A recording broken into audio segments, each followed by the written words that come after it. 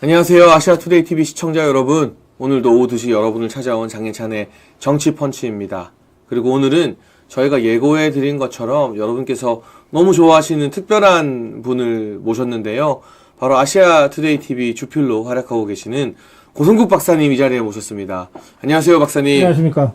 제가 사실 고성국 TV에서 이렇게 나오다가 오늘 이 진행을 한다고 하니까 굉장히 좀 긴장도 많이 되고 무슨 말씀? 네, 많이 떨리는데요. 저는 그냥 시키는 대로 할게요. 아유, 정말 많은 분들이 오늘 박사님 나오신다고 일찍부터 대기하고 계신데 근데 참 어제 있었던 무안공항 사고도 있지만 전국이 녹록치 않은 것 같습니다. 이 공항과 관련된 이야기는 제가 2부에 좀 해보고요. 네네.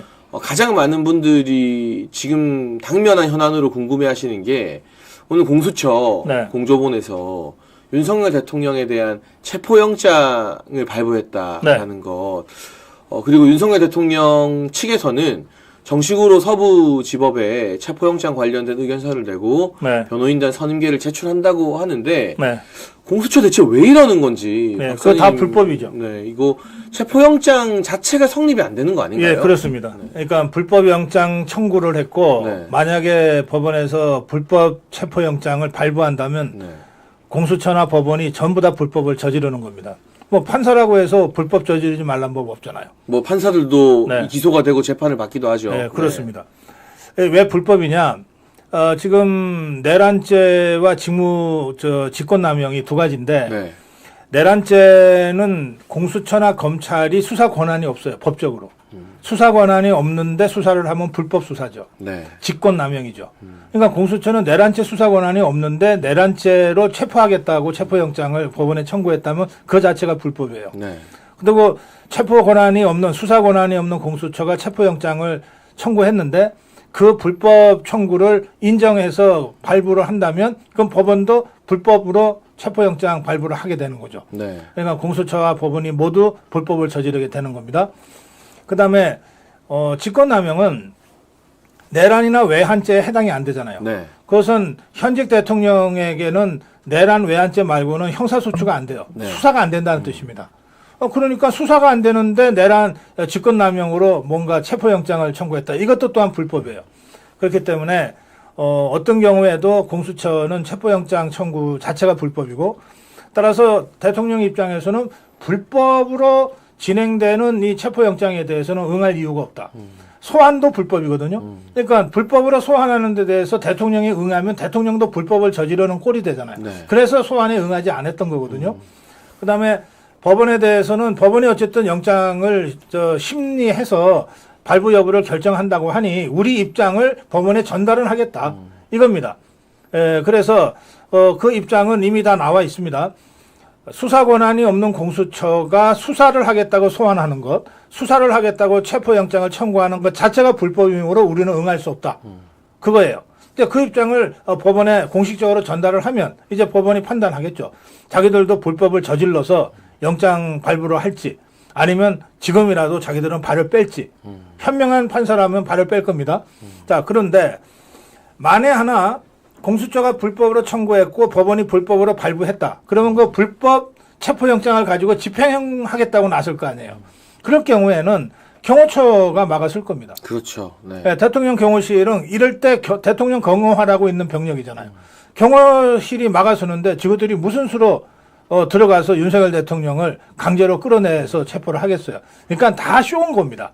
다 쇼고 그리고 다 언론 플레이예요.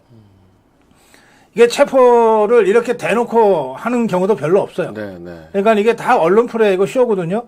그럼 뭘 노리고 쇼를 할까? 첫째는 대통령이 마치 중죄를 저지른 이 중범죄자인 것처럼 덮어 씌우기 위한 언론 플레이. 이미지를 악화시키겠다는 거죠. 그다음에 두 번째는 자기들은 할 만큼 했다. 보여주려고. 라고 이제 저 좌파들한테 보여주기 위한 겁니다. 우리 지금 최선을 다하고 있다. 이재명이한테 그 정도는 보여줘야 뭐 나중에 뭐라도 받을 거 아니에요. 이제 이런 다목적용 언론 플레이로 지금 이 짓을 하고 있는 겁니다. 야, 근데 저는 조금 걱정되는 게 지금 댓글에도 올라오고 있지만 이 영장이 서부지법으로 청구가 됐잖아요.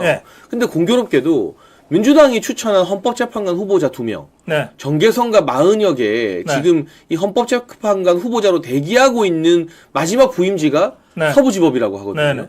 그러니까 이게 어떻게 보면은 헌법재판관을 위헌적으로 임명하기 위한 이 좌파들의 이 꼼수와 맞물려 있는 하나의 어떤 작전이 아닌가. 네. 좀 그런 우려까지도 드는데 만에 하나 법원에서 이 영장이 발부되고 대통령 경호처가 이 공수처의 불법 영장 집행을 막아선다면 저쪽에서는 이제 대통령이 적법한 수사를 피한다라는 프레임으로 막 공격을 할 거잖아요. 네. 여기에 대해서 우리는 어떤 논리를 가지고 돌파구를 찾고 주변 사람들에게 네. 설명을 해줘야 될까요, 박사님? 좌파들은 꼼수밖에는 쓸 수 있는 게 없기 때문에 네. 지금 장해찬 최고 설명하신 그런 꼼수까지 지금 쓰고 있는데 저는 윤석열 대통령 측이 이렇게 그 입장을 지금 그 밝히고 있어요. 뭐냐면 수사 권한이 없는 공수처 검찰의 불법적 수사에 대해서는 우리가 응할 수 없다. 네. 이거잖아요.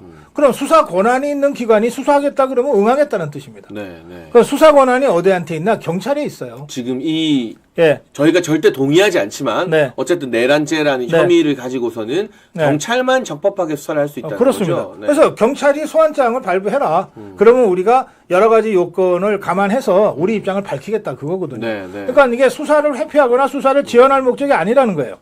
그다음에 또 하나는 윤석열 대통령이 이런 생각을 하고 있다고 석동현 변호사가 여러 차례 얘기했는데 수사보다는 탄핵 심판이 먼저다. 그렇죠. 왜냐하면 탄핵을 지구들이 먼저 시켰잖아요. 탄핵을 먼저 했으니까 탄핵을 우선 심판을 받겠다는 겁니다. 그리고 또 한 가지는 이게 대통령이 내란죄로 형사사건에 의해서 수사를 받으면 어쨌든 수사를 하고 하는 게 생중계로 그 수사 과정이 전해지지는 않잖아요. 그렇죠. 네. 결국은 어딘가 밀실에서 수사관한테 1대1로 앉아서 또는 2대2로 앉아서 수사 받는 거거든요. 네. 그리고 어떤 질문이 있었고 어떤 답변이 있었는지는 나중에 뭐 변호인이 그것도 생중계가 안 되니까 녹화도 안 되니까 그렇죠. 나중에 이러이러한 질문이 있었고 이렇게 답변했다고 알려주는 수밖에 없어요. 그거 대통령이 그렇게 안 하겠다는 거예요. 대통령이 계엄령 발동을 했고 그리고 적법한 절차를 밟아서 발동했고 적법한 절차를 밟아서 해제를 했다. 이게 어떻게 내란죄냐? 이런 입장이잖아. 그리고 어떻게 이게 탄핵감이냐? 네. 이런 입장이잖아요. 그 입장을 국민들한테 공개적으로 알리겠다는 거예요. 네. 공개적으로 알리기 위해서는 헌법재판소의 심리가 열리면 거기에 나와서 윤석열 대통령이 사건 당사자로서 직접 설명하겠다는 거예요. 네. 직접 설명할 테니까 생중계 하라는 겁니다. 뭘 그렇게 감추려고 그러냐. 내가 한 통치권을 내가 직접 설명하겠다. 그런 것이고 지금 헌재가 이 생중계를 공식적으로 윤석열 대통령이 요청하지 않았기 때문에 공식적으로 안 한다는 얘기도 할 수가 없어요. 네. 네. 이제 요청을 공식적으로 하면 뭔가 입장이 나오겠죠? 그렇겠죠. 그러면 공개하면 그걸로 그만이에요. 전 세계가 보는 가운데 윤석열 대통령이 대국민 담화에서 세세하게 밝힌 그 얘기를 좀 더 자세하게 할 겁니다. 그런데 만약에 생중계를 못하겠다 그러면 어떻게 되냐? 아니 요즘 세상에 기자들이 또 우리 쪽의 변호인단이 그걸 다 속기록처럼 써서 그쵸. 그래서 거의 실시간으로 국민들한테 알리면 되잖아요. 네, 네. 그걸 통해서 대통령 육성 또는 대통령의 직접 메시지를 국민들한테 알려야 헌법재판소가 과연 올바른 결정을 할 수 있는지에 대한 어떤 근거들이 만들어진다고 대통령은 생각하는 거예요. 지금 그런 방식으로 알리겠다는 겁니다. 박사님 말씀 들으니까 제가 한 가지 문장이 떠올랐는데 네. 대통령이 직접 이 변론하는 걸 생중계 하겠다는 것은 네. 대통령 스스로는 떳떳하다는 뜻이잖아요. 그렇습니다.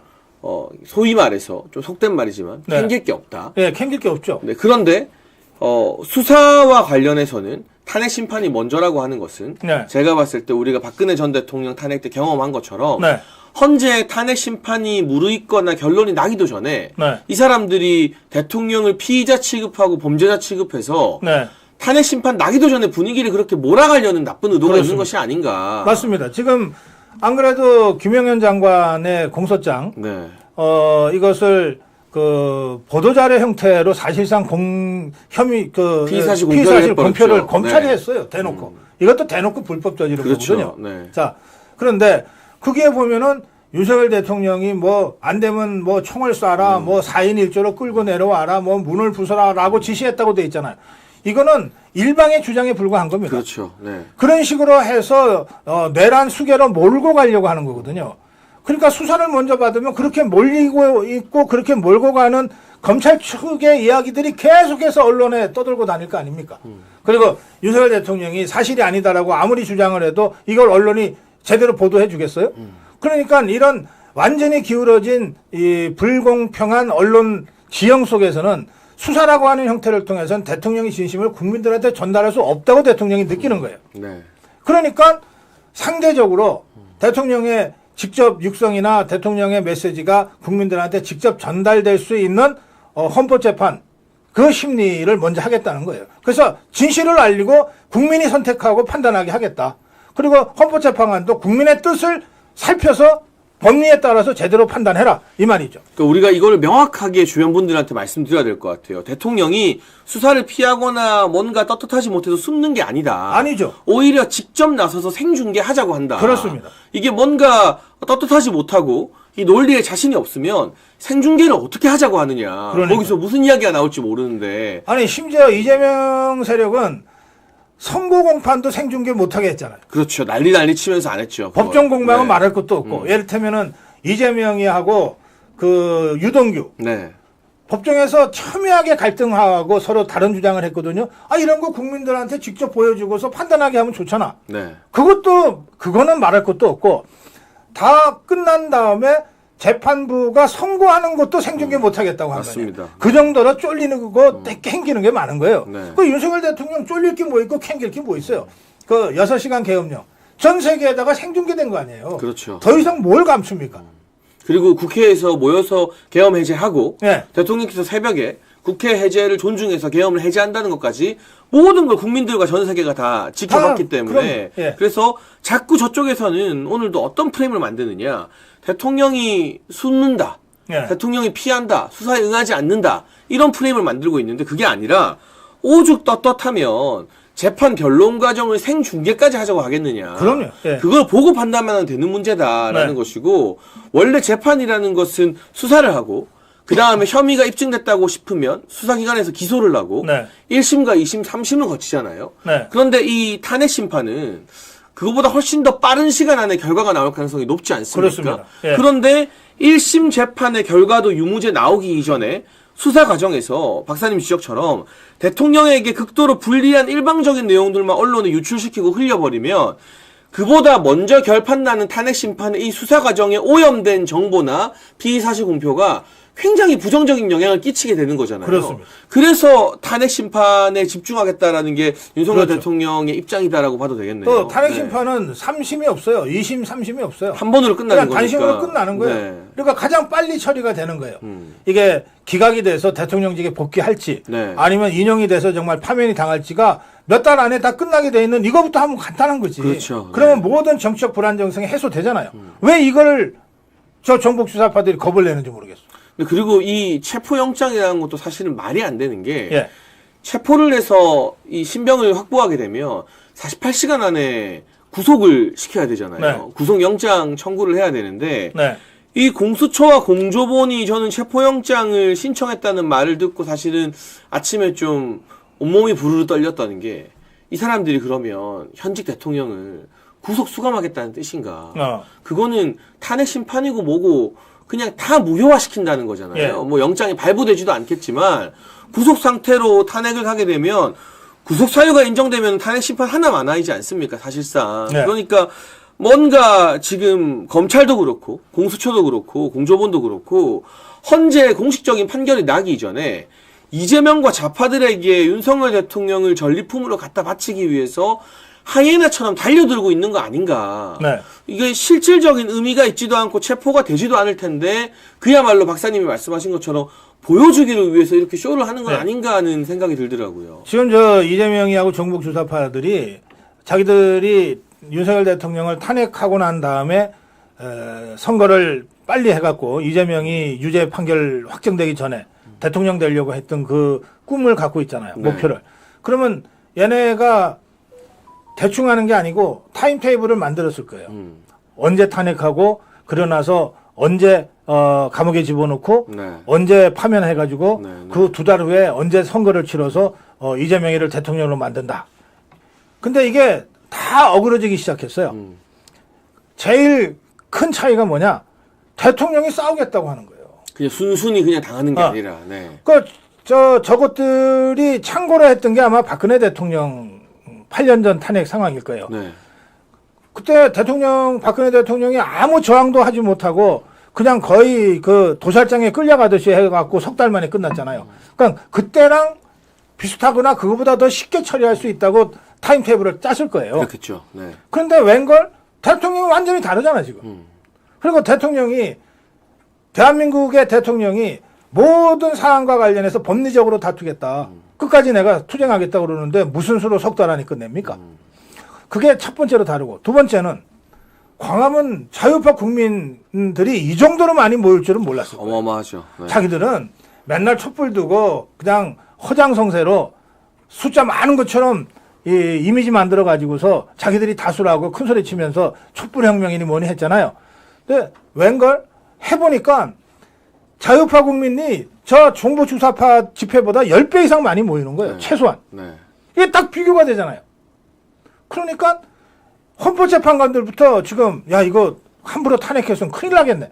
이런 생각 안 하겠어요? 그럼요. 눈으로 딱 보이니까. 네. 그리고 한 지난주부터인가 언론에서도 이 광화문에서의 탄핵 찬성 집회와 네. 탄핵 반대 집회 네. 사진으로 딱 비교해서 보도를 해주더라고요. 네. 이제 그러면 비교 보고가 되지. 확연하게 다르. 탄핵을 반대하는 분들이 네. 자유우파 시민분들이 몇 배는 더 많이 모인 게 그냥 눈이 있으면 사진으로 바로 판단이 되더라고요. 그러니까요. 네. 그다음에 8년 전에는 모든 언론을 다 종북주사파들이 장악했잖아요. 그때는 이게 유튜브가 제대로 시작을 하기 전이에요. 그렇죠. 네. 지금은 자기들이 언론을 다 장악했으니까 그냥 때리면 끝날 줄 알았는데, 어이구, 자유파 유튜브가 세게 딱 버티잖아요. 맞아요. 이걸 어떡하겠어요, 지것들이. 그리고 우리 아시아투데이 TV 같은 경우도 예. 토요일 집회 현장을 다 중계를 해드렸잖아요. 그렇습니다. 예. 그러니까 이제는 공식적인 언론사의 유튜브 매체를 통해서도 네. 이 집회에 얼마나 많은 분들이 오시고 무슨 이야기를 하고 제가 이번에 주목했던 건 뭐냐. 예. 이거 정말 전략적으로 잘한 것 같던데 우리 광화문 집회 앞쪽에 네. 젊은 사람들이 되게 많이 앉았더라고요. 실제로 많이 나왔어요. 젊은 청년들이. 10대도 많이 나왔고 예. 20대, 30대. 예. 그리고 제가 이제 많은 인터뷰나 이 길거리에서 보니까 중학생, 고등학생들도 이건 아니다 싶어서 나와서 인터뷰에 그렇습니다. 응하는 경우가 많더라고요. 네. 자기들은 탄핵 반대한다면서. 네. 그러니까 저쪽에서 계속 이 광화문 집회를 극우다 뭐다. 그리고 우리 어르신들만 나온다. 물론 어르신들 많이 나오는 게 아무 문제될 게 없습니다만 네.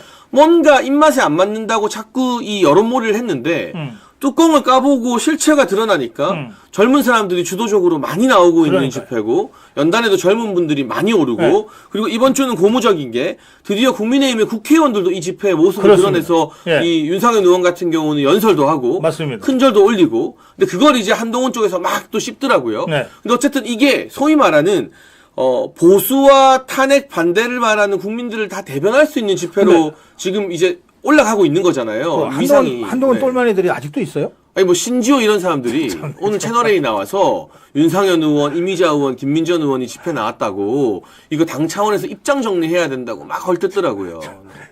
근데 그거를 불러서 인터뷰를 시키는 채널A가 전 더 문제라고 봐요. 사실. 근데 말씀하신 대로 우리 자유파 집회는 그야말로 남녀노소 대한민국 국민 모두가 나오는데 저 종북주사파들은 8년 전에 그 별로 머리에 든 것도 없는 개념 연예인이라고 하는 걸 만들어 가지고 네. 그걸로 재미 봤잖아요. 그랬죠. 그 이번에도 또 똑같은 짓을 했어요. 근데 이거 CIA 신고 때문에 얘들이 다 지금 사라져 버렸어. 맞아요. 네. 그러니까 이제 언론사에서 네. 뭐 CIA 신고가 미국 비자에 영향 없다 막 이런 거 막 내보내는데 JTBC나 이런 데가 그런데 이게 굉장히 중요한 게 혹시 내가 이거 잘못하다가 반미 인사로 찍히면 어떡하지라는 두려움이 생기는 거잖아요. CIA에 신고를 당했는데 왜 영향이 없어요? 그러니까 이제 그런 우리한테도 이 마냥 당하기만 하다가 예. 좌파들에게 우리가 반격할 수 있는 수단이 있다. 네. 그리고 그거를 뭐 정치인들이 하는 게 아니라 그냥 일반 시민들이 집단지성으로 네티즌이 되어서 그걸 자발적으로 하는 거니까 그걸 해라 마라 누가 콕 집어서 말할 수도 없는 거고. 저는 그런 움직임들 대응 수단들이 이 8년 전과 다르게 그렇죠. 지금은 보수 우파 자유시민들 사이에서 굉장히 많이 네. 생성된 것 같습니다. 거기에다가 매우 안타까운 일이긴 하지만 어제 무한 참사가 있었잖아요. 네, 네. 저는 이건 무한 참사라고 부르는데요. 네. 이건 왜냐하면 1999년에 김대중이 시작한 사업이에요. 네. 그다음에 8년 만에 2007년에 개항을 했는데 국제선이 전혀 못 떴어요. 네. 왜냐하면 승객도 없는 데다가 국제선 큰 비행기 띄우려면 그 공항이 너무 짧아서 너무 위험했거든. 그렇죠. 네. 그래서 17년 동안 국제선 하나 못 띄우고 있었는데 2020년에 강기정이가 이거 국제공항으로 가야 된다, 발전시켜야 된다 그랬고 2022년에 이재명이가 대통령 선거 막바지에 그렇죠. 이거 뭐 아시아나 항공의 그 거점공항으로 네. 키워야 된다 그러면서 막 국제공항으로 엄청 뻥튀기를 했어요. 그리고 나서 쭉 추진을 했어. 네. 그래가지고 대통령 탄핵하던 1차 탄핵하던 날 12월 7일 날 최초로 국제 전기 운항이 확정이 됐어요. 네. 그리고 그 다음 날부터 이제 태국 방콕하고 무안이 왔다 갔다 하기 시작했는데 21일 만에 대형 참사가 난 거예요. 네. 그러니까 이거는 제가 보기에 김대중 하나갑 그 지역구 국회의원이었던 네. 하나갑 공항이라고 그랬거든요. 그렇죠. 네. 김대중 하나갑 강기정 이재명으로 이어지는 이 종북 주사파들이 한 20여 년에 걸친 종북 적폐가 터지고 터져서 대형 참사가 됐다고 나는 봅니다. 네. 그러니까 이게 종북 주사파 입장에서는 대형 악재가 된 거예요. 네. 그러니까 당장 최승목 권한대행이 국가 애도 기간을 4일까지로 선포를 했는데 그 그렇죠. 기간 중에 네. 뭘 어떻게 하겠어요. 네. 그러니까 모든 것이 다 자기들한테 불리하게 돌아가고 자기네 타임 테이블대로 안 되니까 저쪽에서 쓴 극약 처방이 뭐냐. 네. 지금 자유파의 이 총사령관은 윤석열 대통령. 그렇죠. 자유파의 깃발도 윤석열 대통령이니까 저 깃발을 먼저 꺾어야 돼. 꺾어버리자. 체포하자. 뭐 체포하자. 이런 식으로. 감옥에 네. 집어넣자. 네. 그러면 저 우파들이 기가 꺾이겠지. 네. 그래가지고 지금 무리하게 네. 수사권도 없는 공수처가 체포영장 청구하겠다고 이러고 나선 거거든요. 그래서 이거는 그야말로 몰린 종북주사파가 거의 자폭적으로 지금 하고 있는 짓이다. 이건 나중에요. 전부 다 사법적으로 처벌받습니다. 직권남용이나 이런 것들이 다 적용될 수 있는 거죠. 수사 권한이 없는데 어떻게 수사를 하고 소환을 하며 영장을 청구합니까? 불법 수사니까. 네. 해병대 특검법 관련해서 해병대 수사단장 네. 직권남용하고 항명죄로 지금 재판받잖아요. 그렇죠. 네. 똑같은 겁니다. 수사 권한이 없는 주체가 막 이렇게 네, 그걸 수사를 해버리니까 길길이 날뛰고 불법 있어요. 수사가 되는 네. 거거든요. 아마도 좌파들은 이 그림을 원하는 것 같아요. 지금 헌법재판관 후보자로 밀어넣은 사람 둘이 서부지법에 있으니 예. 서부지법에서 불법적으로 영장이 나오면 네. 한남동 관저 앞에서 예, 이 체포영장 집행하려는 경찰들과 예. 경호처가 실랑이 하는 모습을 보여주면서 대통령 이미지를 경찰이 나쁘게 가지도 하려고. 못해요. 네. 왜 공수처 직원이 가야 되니까. 그러니까요. 근데 저는 네. 여기서 이 좌파들이 계산하지 못한 게 있다. 예, 바로 광화문에 모이는 자유우파 시민들이다. 예. 저는 경호처 직원들이 그 공수처 직원들 실랑이 할 일도 없을 거라고 봐요. 왜냐? 체포영장이 뭐 만에 하나 발부되면 네. 광화문에 나오시는 분들이 다 한남동으로 가지 않겠습니까? 그렇죠. 예. 제가 최근에 용산에서 이태원 한남동 차 타고 지나다닐 때마다 네. 대통령 관저 앞부터 저기 이태원 그 삼거리 있거든요. 예, 이태원 예. 번화가 들어가는. 예, 그래요. 예. 거기까지 몇 킬로미터가 다 화한 행렬이에요. 네, 네. 대통령 힘내라 화한. 예, 저 좌파들이 불 지르고 화환을 넘어뜨리고 해도 그 화한 행렬이 끝이 안 나요. 네. 그럼 택시를 타고 가면 택시 아저씨들이 그걸 보고 가면서 자기들도 놀래서 혀를 내둘러요. 와, 이렇게 길게 있다니. 그게 실질적으로 그 주변을 지나다니는 국민들에게 주는 이펙트가 어마어마하거든요. 그러니까 화환 보낸 분들만 나와도 철옹성이지. 그러면 예. 공수처 직원이 경호처 직원과 실랑이 하는 걸 좌파들이 상상하는 그림일 텐데 그게 아니라 자발적으로 나온 시민들이 네. 야, 우리 대통령을 이렇게 하는 게 말이 되냐? 너네 불법 수사하지 말라고 막아서면 네. 오히려 공수처가 불법 수사로 시민을 압박하는 게 되는 그렇습니다. 거잖아요. 예. 저는 이게 8년 전과 다르게 네. 이 좌파들이 놓치고 있는 아주 중요한 부분이라고 생각합니다. 예. 네. 그런 면에서 지금 영장 청구만 했고 발부가 안 됐으니까 조금 지켜봐야 되지만 네. 영장 발부가 저는 안 될 거라고 봅니다. 말도 안 그래야죠. 되는 거예요. 네, 네. 그런데 만약에 정말 황당하게 발부가 되면 즉각 한남동 관저에서 그 불법 영장 집행을 막아서야죠. 네. 그건 경호처 직원이 막게 할 것이 아니라 우리 자유파 국민이 막아서야죠. 그래야죠. 그래서 참 지난 8년 전에 우리가 너무 황망하게 박근혜 전 대통령 탄핵을 네. 당하고 당한 다음에야 더 많은 국민들이 이건 아니다 싶어서 모이기 시작했잖아요. 네. 그때 아픈 경험이 어떻게 보면 이번 국면에서 이 탄핵 가결 이전부터 우리를 모으게 만드는 힘이 됐고 우리가 미디어나 유튜브나 이런 데서 언론이 보도하지 않는 것들을 이야기하면서 완전히 다른 양상으로 전개되고 있다. 마지막으로 박사님 모시고 이 이야기만 딱 하겠습니다. 리얼미터가 이제 대통령 지지율은 조사 안 해요. 그런데 공정이나 다른 조사를 보면 대통령 지지율과 지금 국민의힘 지지율이 거의 일치하게 나오거든요. 근데 오늘 발표된 리얼미터 조사에서 국민의힘 정당 지지율은 또 상승하고요. 올랐어요. 민주당 정당 지지율은 5% 떨어졌어요. 폭락했어요. 아니, 한동훈 쫓아내면 당이 망할 거라더니 오히려 정당 지지율은 2주 연속 상승하면서 이게 결국 윤석열 대통령 지지율이 30% 이상으로 상승한 거나 마찬가지인 거잖아요. 박근혜 전 대통령 때는 우리가 가짜뉴스 세례에 꼼짝없이 당하느라 4%까지 떨어졌잖아요. 이 4%와 30%의 차이는 어마어마한 건데 어마어마하죠. 이게 앞으로의 국면에서 좀 어떤 영향을 끼치게 될까요? 지금 이 모든 언론과 전 세계가 사실은 그것 때문에 놀라고 있어요. 그러니까 여론조사 공정이 펜앤마이클에 한 그 조사가 굉장히 중요한 의미, 모멘텀이 있었어요. 누구도 사실은 예상하지 못했거든요. 그래서 저 리얼미터니 갤럽이니 뭐 그것들 더 이상 뭐 기다릴 것도 없고 그 신경 쓸 것도 없어요. 저것들은 사실은 조사를 포기한 거니까. 그렇죠. 앞으로 우리 자유파 진영에서 조사하는 조사 결과들이 속속 발표될 건데요. 거기에 윤석열 대통령 지지율은 수직 상승해서 40%대로 다시 진입할 겁니다. 왜냐하면 2년 7개월 전에 윤석열 대통령이 대통령 선거에 승리할 때의 그 지지율이 48%가 넘었잖아요. 그분들이 지금 다시 결집하고 있는 거예요. 그러니까 그분들이 몇 달 전까지만 해도 등을 돌리거나 왜 이래 이것밖에 못해 그러고서 실망했던 부분은 윤석열 대통령의 계엄령 발동으로 다 해소가 돼버렸어요. 그리고 12월 12일 대국민 담화를 통해서 대통령이 이런 어려운 점이 있었구나. 그래서 뭘 제대로 할 수가 없었구나. 오죽 답답하면 계엄령까지 발동했겠냐. 윤석열 아직 안 죽었네. 2년 7개월 전에 우리가 선택했던 그 윤석열이 아직 살아있네. 이거 확인한 거 아니에요? 그 책상 탕 치던 그 윤석열, 그렇죠? 그게 아직 확인이 됐잖아. 그러면 우리 자유파 국민들이 윤석열 대통령을 계속 외면할 이유가 하나도 없는 거지. 그렇죠. 그래서 이 표가 다시 결집되면 48%까지 올라간다고 좀 봅니다. 그러면 자 헌법재판소야말로 가장 정치적으로 눈치 많이 보는 재판관들인데 8년 전에 우리 경험했잖아요. 그렇죠. 40% 넘는 대통령을 지것들이 무슨 수로 탄핵을 합니까? 무슨 수로 탄핵을 해요? 아무리 정치 논리가 작동돼도. 법리적으로도 말이 안 되지만 정치 논리로도 말이 안 되는 거예요. 저는 그 점에서 결국은 윤석열 대통령의 이 결단 그리고 그것에 호응한 광화문 자유파 세력이 저 탄핵의 거센 파도를 당당하게 맞서 싸우고 넘어서고 있다. 전 그렇게 생각합니다. 그러니까 지금 이제 중간 단계를 넘어서고 있다. 그렇습니다. 그리고 안 되니까 체포영장이라는 무리수를 억지로 던진 것이다. 초조해서. 오늘 고성국 박사님 열변을 들으면서 많은 분들이 걱정하시는 체포영장 청구 국면 어떤 배경이 있는지 들어봤는데요.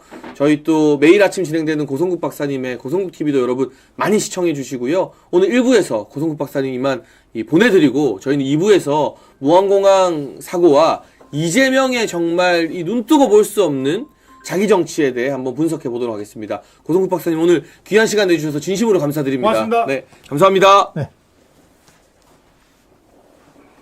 네, 여러분 고성국 박사님 또 다음 일정이 있으셔서 하루 종일 여러분은 아시겠지만 온갖 방송과 미디어를 이 동분서주하시면서 언론이 알려주지 않는 이 진실들 가짜뉴스를 바로잡기 위해서 고생하고 있는 거 잘 아실 겁니다. 오늘 장례찬의 정치펀치에도 힘을 실어주기 위해서 또 함께 해주셨는데요. 저도 사실은 아침에 이 체포영장이 청구됐다는 소식을 듣고 아침 방송 출근길에 좀 손발이 덜덜덜 떨렸었는데 왜냐하면 나라가 망가지다 못해 이렇게 추락하는 건가 하는 위기감이 느껴졌었는데 고 박사님의 명쾌한 말씀을 들으니 이 체포영장 청구야말로 좌파들이 지금 정말 코너에 몰려서 벼랑 끝에 몰려서 마지막으로 무리수를 던지는구나 라는 생각이 들었습니다. 그래서 이 체포영장 청구 당연히 서부지법에서 기각이 되어야 마땅하지만 만약 헌법재판관 임명을 이유로 헌법재판관 후보자 2명이 지금 서부지법에 있기 때문에 그런 이유로 이것들이 통과되고 영장이 발부된다면 저희가 아까 말씀드린 것처럼 이 공수처 직원들과 대통령실 경호처가 맞닥뜨리는 것이 아니라 그게 좌파들이 원하는 그림 아니겠어요?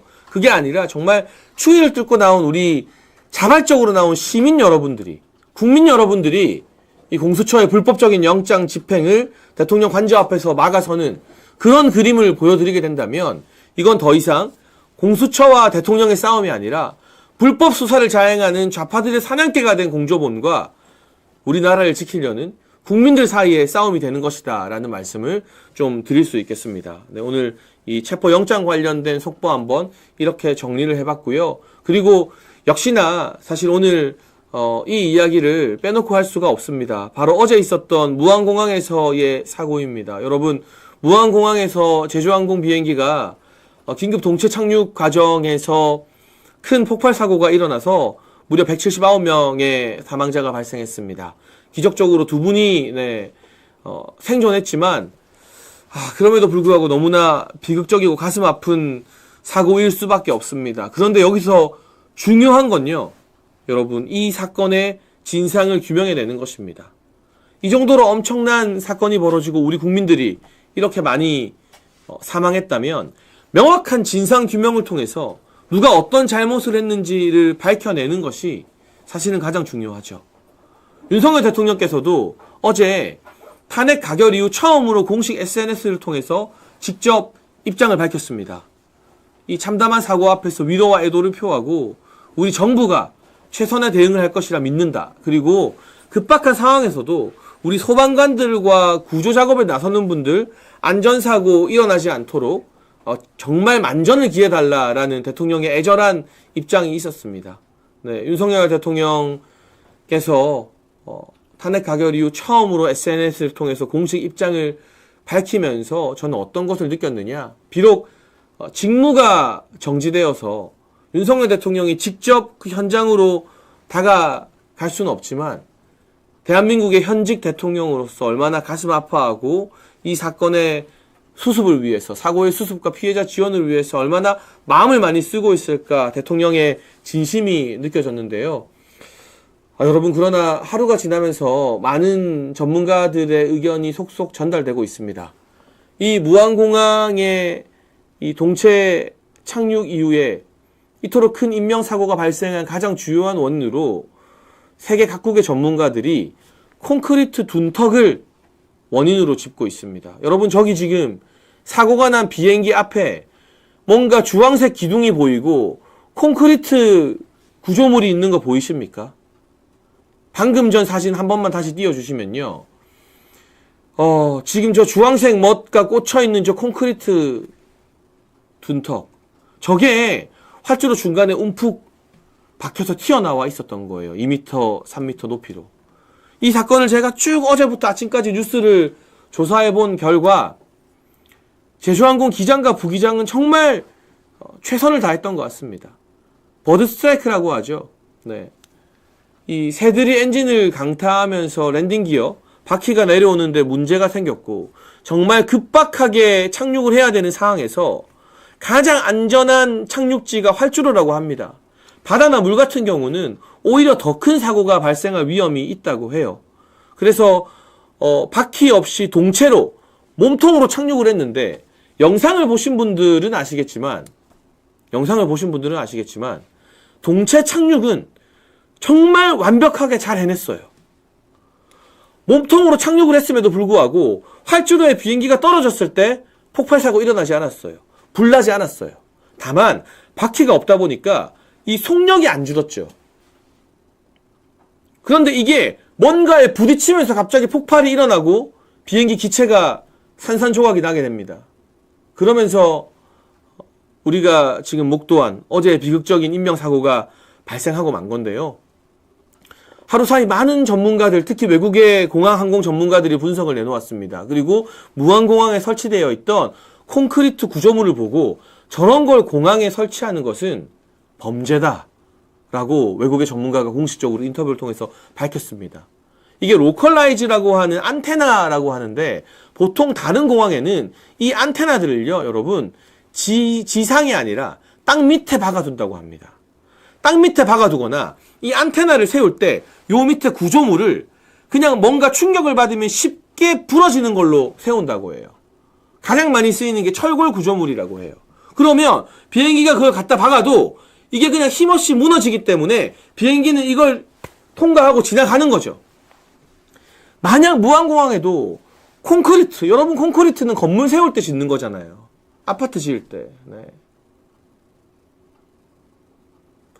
이 콘크리트 구조물이 아니라 다른 데처럼 이 로컬라이즈 안테나를 그냥 땅에 박아뒀다면, 또는 쉽게 무너지는 철골 구조물 같은 걸로 이 안테나를 세워뒀다면 이 비행기가 그걸 뚫고 지나가서 폭발하지 않고 한참을 더 갔겠죠.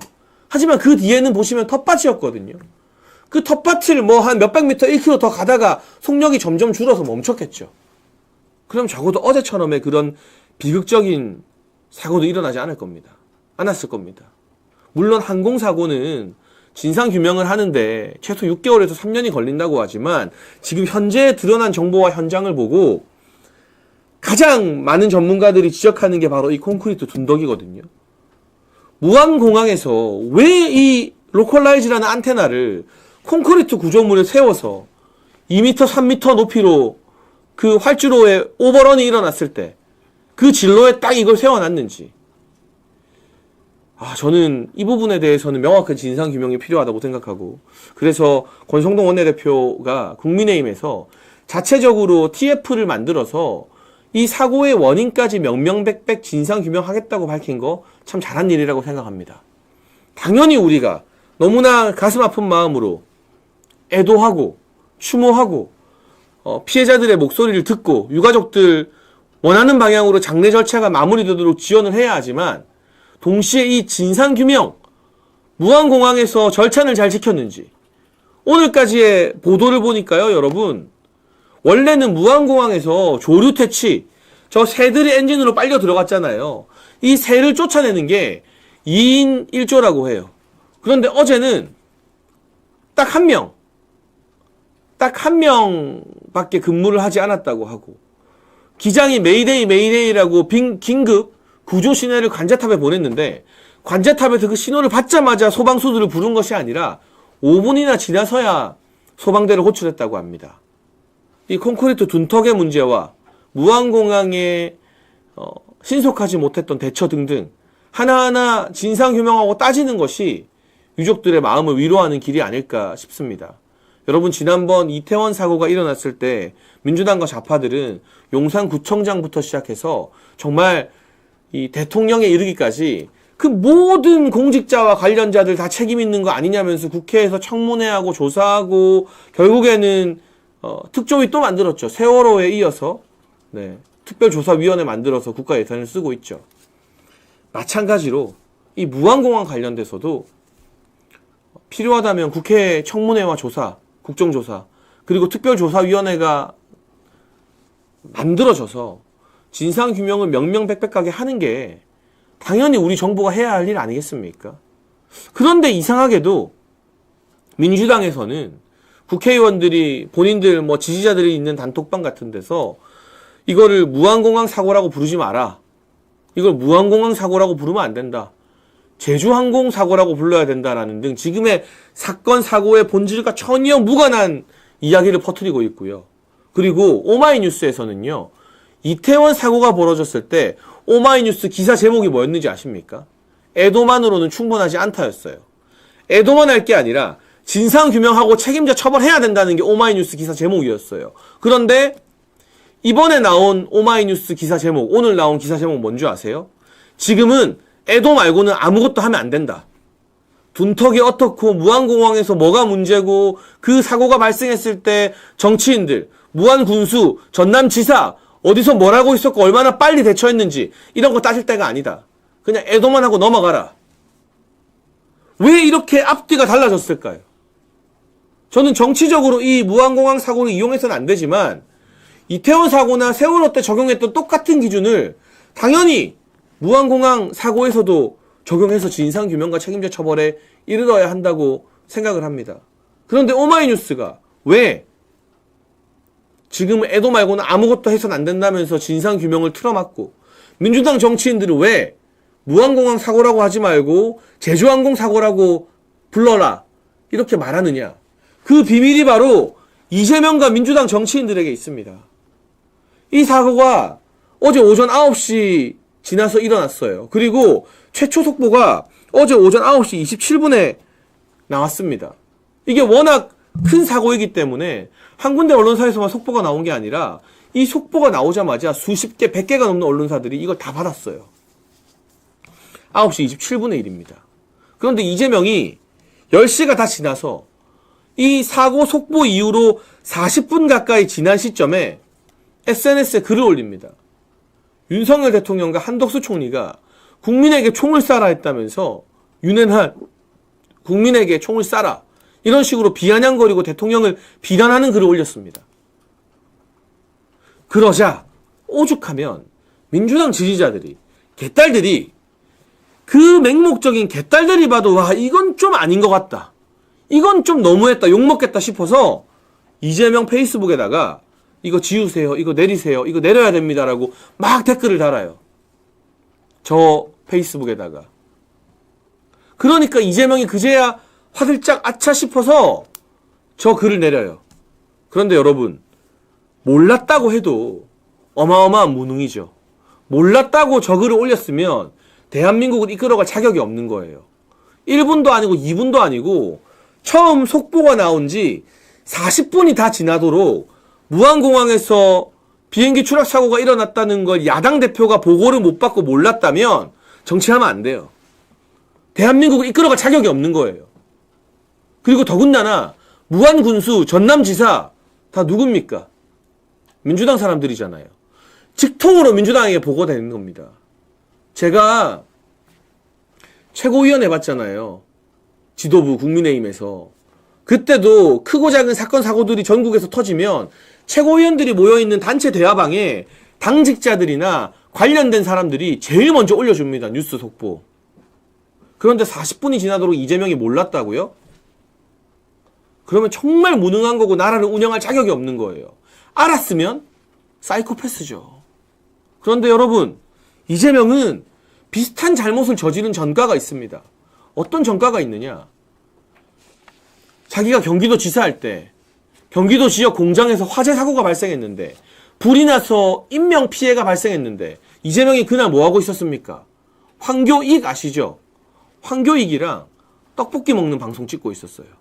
떡볶이 먹방 찍었어요. 네? 이재명은 경기도 지사일 때 자기 관할 경기도에서 공장에 불나서 인명사고 발생했는데 황교익이랑 히덕거리면서 떡볶이 먹방 찍어가지고 빈축을 사고 국민적 비난을 받았어요. 그런데 사람 안 바뀝니다, 여러분. 사람이 잘 바뀌나요? 30 넘으면 사람 안 바뀌는 것 같아요. 본질은. 정말 독수리처럼 자기의 불의와 발톱을 다 부숴버리는 뼈를 깎는 노력이 없는 한. 그때 그 떡볶이 먹방과 이번에 이 무안공항 사고 이후에 무려 40분이나 지나서 윤석열 대통령 비난하고 비아냥거리는 페북 올리는 이재명. 너무나 똑같은 모습 아닙니까? 단 하나도 달라지지 않은? 그러니까 이재명 이게 사람이 할 짓이냐? 이게 정치인으로서 도대체 도의에 맞는 일이냐? 민주당이 또 가짜뉴스를 퍼뜨립니다. 이재명 대표가 저 글을 올린 건 사고 발생 전이다. 이재명의 손가락 혁명당 개딸들이 온 커뮤니티, 유튜브, 뉴스 댓글 돌아다니면서 뭐라고 하느냐? 이재명이 저 글 올린 건 사고 발생이 알려지기 전이다. 100% 가짜뉴스가 거짓말입니다. 사고 발생은 말할 것도 없고 사고 소식이 속보로 전해지고 나서 40분이나 지난 뒤에 저 글을 올린 겁니다. 4분 뒤가 아닙니다. 40분 뒤입니다. 이재명만 잘못했을까요? 여러분 지금 전남 무안공항에서 사고가 발생했죠. 전남도지사가 누굽니까? 김영록이라는 인물입니다. 김영록이라는 인물이 저 사고가 발생하고 김영록은 페이스북에 무슨 글 올렸는지 아세요? 최상목 권한대행 보고 헌법재판관 빨리 임명해라. 안 그러면 탄핵한다. 그걸 올렸다가 역시나 사고 직후에 올린 게 논란이 되니까 또 입 싹 닦고 그 글 삭제해버렸어요. 여러분 자기 지역에서 비행기 착륙사고가 일어나서 온 나라가 떠들썩해지고 결과적으로 우리 국민 179명의 안타까운 목숨이 그 가족들 곁으로 떠나가는 비극적인 사고가 발생했는데 이재명은 대통령 비아냥거리기 바쁘고 김영록 전남지사는 헌법재판관 임명하라고 최상목 압박하는 그런 페이스북 글을 올렸다가 지웠어요. 이거 반대의 경우라면, 만약에 대구나 경북에서 상상하기도 싫지만 이런 사고가 발생했을 때 경북지사나 대구시장이 그 사고 애도하거나 수습하는 게 아니라 정치적인 글을 올렸다면 민주당과 좌파들이 어떻게 나왔겠습니까? 난리가 났겠죠. 이 사람들은 국민의 생명이나 사고 수습보다 하루라도 빨리 헌법재판관 임명해서 대통령 쫓아내고 대통령 탄핵하고 자기들 이재명 대통령 만들어서 떡국물 나눠 먹을 생각밖에 없는 거예요. 그 생각으로 눈이 시뻘개져 있는 거예요. 반면 여러분, 윤석열 대통령도 탄핵돼서 직무가 정지되고 한덕수 총리도 탄핵돼서 직무가 정지되고 세 번째로 대통령 권한대행을 맡은 최상목 권한대행 사고 발생 직후 1시간도 안 돼서 약 40분, 50분 만에 중대재해재난대책본부를 설립하고 만들었습니다. 중대본이 사고 발생 이후에 1시간도 안 돼서 발족을 했어요. 이재명은 사고 발생 40분 뒤에 대통령 욕하는 페이스북을 올렸다가 욕먹고 지웠지만 최상목은 사고 발생 40분 뒤에 중대본을 발족시켰어요. 그리고 소식을 듣자마자 무안으로 바로 내려갔어요. 대한민국 공직자와 고위 정치인 중에 무안 현장에 제일 먼저 도착한 사람이 최상목이에요. 그런데 정말 가슴 아픈 게 가족들을 잃어서 그 슬픔을 헤아릴 수 없는 유가족들이 최상목 권한대행에게 무슨 말을 했느냐. 행안부 장관 어딨어? 이런 사고 터지면 행안부 장관이 책임져야지. 행안부 장관 어딨어요? 대답을 할 수가 없어요. 왜? 행안부 장관, 이상민 장관, 민주당이 탄핵시켰다가 한 번 더 탄핵시킨다고 협박해서 직무 정지될까봐 사퇴했으니까요. 총리 나와. 총리 직무 정지예요. 이런 중대한 현장에 대통령은 안 오고 뭐하냐? 대통령 직무 정지예요. 거기 가면 직무 정지 중에 거기 가서 공모를 보면 불법이 되는 거예요. 민주당이 만들어놨어요. 여러분, 최상목 권한대행은 누구보다 빠르게 중대본을 설치하고 국가 재난지역으로 무안을 선포했습니다. 무안을 지정했습니다. 국가 애도기간 선포하고요. 근데 국가 재난지역으로 선포를 하려면 그냥 대통령 권한대행 혼자서 할 수 있는 게 아니에요. 중대본의 본부장이 건의를 하면 총리가 심의를 합니다. 그리고 총리가 심의 이후에 대통령에게 안건을 올립니다. 그럼 대통령이 인정하고 공포합니다. 4단계 절차를 거쳐야 됩니다. 그런데 지금은 중대본부장도 최상목, 총리도 최상목, 대통령 권한대행도 최상목, 1인 4역을 하고 있죠. 기재부 장관까지. 최상목이 건의하고 최상목이 심의하고 최상목이 보고해서 최상목이 인정하고 공포하는 절차 끝에 무안이 국가재난지역으로 지정됐습니다. 물론 이가 없으면 잇몸으로라도 우리 정부 관계자와 최상목 권한대행이 죽어라고 열심히 하고 있고 대통령도 애끓는 마음으로 탄핵 가결 이후 처음으로 직접 페이스북에 글을 썼어요. 제가 취재해보니까 그거 누가 써준 글이 아니래요. 지금은 대통령실의 메시지 비서관이나 메시지 쓰는 행정관들이 대통령을 위해서 메시지를 써줄 수가 없대요. 대통령 보좌하면 불법이라서 직무 정지돼 있으니까 민주당이 그렇게 만들었으니까 대통령이 한자 한자 직접 쓴 거예요. 애끓는 마음으로. 사실은 당장이라도 거기에 달려가고 싶은 마음이 있겠죠. 왜 없겠습니까? 윤석열 대통령처럼 민생 현장에 많이 방문한 사람이 누가 있습니까? 역대 대통령 중에. 그런데 못 가요. 왜? 민주당이 직무 정지를 해놔서. 그리고 이 사고 원인이 밝혀지고 피해자 지원하고 보상하고 하려면 이럴 때 쓰라는 게 정부의 예비비입니다. 재난과 재해, 홍수, 지진, 해일, 폭우, 그리고 이번 같은 천재지변급 항공사고 이런 거 일어났을 때 정부가 급하게 예산에 편성 안 된 돈 쓸 수 있는 게 예비비예요. 윤석열 정부에서 2조 4천억을 예비비로 편성했습니다. 민주당이 얼마를 깎았는지 아십니까? 1조를 싹둑 잘랐습니다. 이유가 있나요? 없어요. 그냥 윤석열 대통령 기분 나쁘라고. 이런 식으로 예산을 다 자르니까 윤 대통령이 코너에 몰려서 오죽하면 이대로는 안 되겠다라는 생각을 하게 된 거잖아요. 그런데 이제 국가적 재난이 발생해버렸죠. 지금 올해 예산은 12월 예산을 다 썼어요. 내년도 예산 안 그래도 민주당이 많이 잘라서 부족하다고 아우성이에요. 예비비 써야 돼요. 근데 예비비 1조를 민주당이 잘랐네? 이게 뭐 하는 겁니까? 무안공항이 저기에 콘크리트 둔턱이 있도록 무안과 전남 지역의 정치인들이 제대로 관리했습니까? 제대로 견제했습니까? 자기 지역구에 있는 공항의 안전 문제인데 하나갑이 만든 하나갑 공항이라잖아요.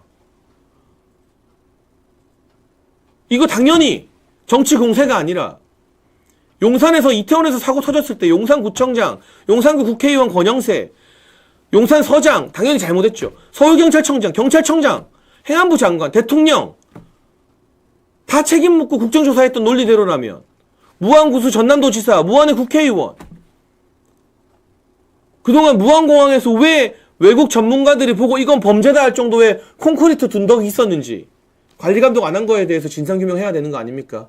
예비비 1조를 깎아놓고 1,000억도 아니고 1조를 깎아놓고 저 사고 피해 수습에 돈이 얼마가 들지 모르는데 돈 부족하면 민주당 어떻게 할 겁니까? 뒤늦게 추경 예산 편성할 겁니까?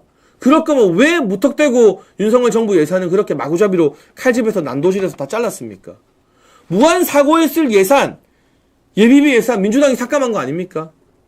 국민의힘은요, 사고 수습 전력을 다하면서도 이런 팩트에 대해서는 조목조목 국민들에게 알려야 돼요. 이거는 정쟁이 아니에요. 우리가 정쟁을 하지 말자고 했죠. 국가 애도 기간 동안. 그런데 방금 제가 말한 게 정쟁입니까, 여러분? 팩트 체크잖아요. 진상 규명이잖아요. 민주당은 보세요. 아까 고성국 박사님이랑도 우리가 일부에서 이야기했지만 지금 국가 애도 기간 설정되고 사고 수습해야 되니까 최상목은 탄핵 못하게 생겼잖아요. 그러니까 공수처 옆구리 찔러서 대통령한테 체포영장 청구하게 합니다. 지금 무안 사고의 책임이 사실 아무리 봐도 무안과 전남을 책임지는 민주당의 정치적 무능도 한 축을 담당하기 때문에 거기로 불똥이 뛸까봐 무안이라는 말도 못 쓰게 하고 제주항공 사고라고 부르자. 애도 말고는 아무것도 하지 마라. 진상규명하지 마라. 그러면서 공수처 들쑤셔서 대통령 영장 청구하게 만들어서 국민의 시선을 거기로 돌려버리는 거예요. 왜 최상목 못 건드리게 생겼으니까. 민주당은 이 와중에도 이런 더러운 정치 음모를 꾸미고 있습니다. 국민의힘과 보수도 정신 바짝 차리고 진상규명해야 됩니다. 당연히 애도하고 위로하면서도 진상규명 TF가 이 콘크리트 둔턱부터 시작해서 철새 도래지 바로 옆에 공항을 지은 하나박 공항의 뿌리부터 조목조목 따지면서 책임자를 찾아내고 진상규명을 해야 됩니다. 그 하나갑 조카가 국민의힘에서 국회의원하고 한동훈 따까리 하면서 헌재 재판관 임명 표결에 당론 어기고 참여하는 한지아라는 게 국민의힘이라는 정당이 얼마나 뿌리부터 썩어 있는지 보여주는 비극적인 일이지만 그래도 할 건 해야 됩니다. 우리가 하나갑 조카 눈치 보느라 하나갑 공항에 진상규명을 못한다는 게 말이나 되겠습니까? 이 와중에도 민주당은 헌법재판관 임명, 이제 대통령이나 권한대행 도장 필요 없다. 국회가 의결하면 바로 해라. 헌법재판소법 개정안 밀어붙이고 있습니다. 이 와중에도 대통령에 대한 영장 청구로 시선을 돌리려고 하고 있습니다. 우리가 정말 이 피해자들 유가족들을 우리가 안아주는 동시에 애도하는 동시에 명백한 진상규명해서 책임자 처벌해야 됩니다.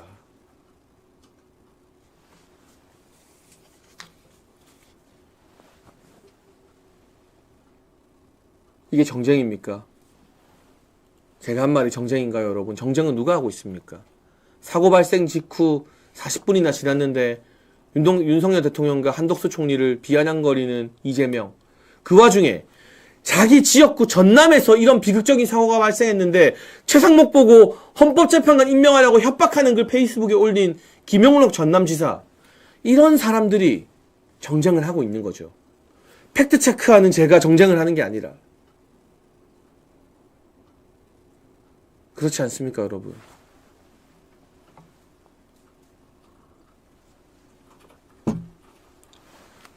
민주당은요, 한번 보세요. 이 무안공항 사고의 책임이 파헤치면 파헤칠수록 민주당 정치인들과 줄줄이 엮여져 있다는 게 나올 수밖에 없기 때문에 이 사고로부터 시선을 돌리려고 별짓을 다 할 겁니다.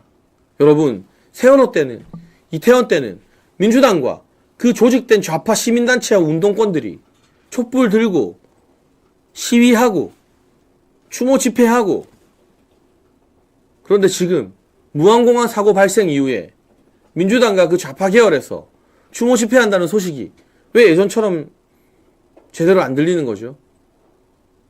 왜 그렇죠? 전 너무나 가슴 아픈데요. 3살짜리 아기도 엄마 아빠랑 태어나서 처음 해외여행 갔다 왔다가 일가족이 다 참변을 당했대요. 그 어린 애들이. 가족여행 많이 갔다 온다고. 암 투병하던 어머니 효도여행 보내줬는데 세월호와 이태원이 가슴 아팠던 것처럼 이 무안공항 사고 너무 가슴 아프지 않습니까? 생각하면. 그런데 왜 민주당은 제대로 추모하거나 애도하지 않고 시선을 돌리려고 합니까? 이 와중에 공수처가 대통령에 대해서 영장 청구하면서 뉴스를 덮어버리는 게 말이나 되는 짓거리입니까? 진상규명 하지 말고 유독 이번에는 아무 말도 하지 말고 애도만 하라는 오마이뉴스 기자, 당신의 그 펜대에 양심이 있습니까?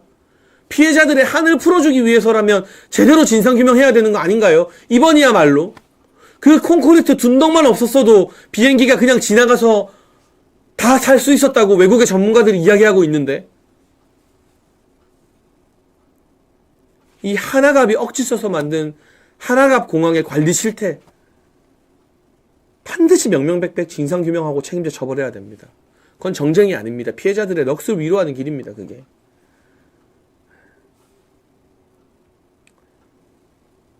여러분, 오늘 1부에서는 우리 존경하는 고성국 박사님과 윤석열 대통령에 대한 공수처의 영장 청구에 대한 이야기 짚어봤고요. 2부에서는 무안공항 사고, 이재명이 그 와중에 무슨 짓을 하고 있었는지 살펴봤습니다. 제가 한 수많은 이야기와 문제 제기가 과연 정쟁인지 아닌지 여러분이 판단하시고, 이런 이야기들이 더 많이 전파되도록 우리 아시아투데이 TV 구독해 주시고 정치펀치 좋아요 눌러 주십시오. 댓글 많이 달고 많이 공유해 주십시오. 여러분, 저도 제가 있는 곳에서 제가 아무래도 가장 잘하고 가장 열심히 할 수 있는 일이 방송이기 때문에 하루에도 몇 곳씩 돌아다니면서 미디어를 통해서 싸우고요. 또 토요일에 광화문에 여러분 모일 때 저도 여러분 틈에서 조용히 거기서 시민들과 함께 했고, 알아보시는 몇몇 분들 사진 찍어드리고 조용히 함께 있다 나왔습니다. 우리 모두가 힘을 모아서 대통령에 대한 부당한 영장 청구를 막아내고 불법 수사를 막아내고, 그리고 이 무안공항 사고의 진상규명을 책임져 처벌을 해내야만 하는 겁니다. 우리 모두의 힘이 필요한 때입니다, 여러분. 네, 오늘 이 두 가지 뉴스 여러분께 전해드렸고요. 네, 여러분, 오늘 긴 이야기 들어주셔서 감사하고요. 저는 내일도 변함없이 오후 2시에 정치펀치로 돌아오겠습니다. 내일 오후 2시에도 꼭 저와 함께 해주시길 부탁드립니다. 정치펀치 여기서 마치겠습니다. 감사합니다.